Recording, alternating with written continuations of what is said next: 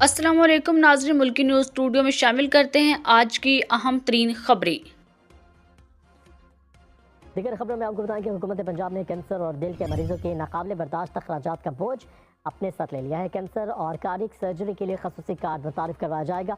अमराज कल्ब का मरीज CM special initiative card के जरिए 10 लाख रुपए तक के इलाज की सहूलत हासिल कर सकेगा।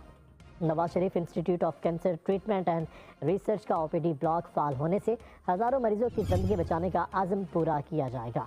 अपडेट करेंगे आपको इस खबर से मुतालिक। Nawaz Sharif institute of cancer अस्पताल में भी आउटडोर फाल करने के बाद जो है वो इससे सहूलत हासिल की जा सकेगी मरीजों की जानिब से, और जो दिल के मरीज़ हैं उनको लिए भी सहूलत जो है वो कर रही है पंजाब हुकूमत, जिससे मुतालिक आपको अपडेट करें। हुकूमत पंजाब ने कैंसर और दिल के मरीजों के नाकाबिले बर्दाश्त अखराजात का बोझ अपने सर उठा लिया है।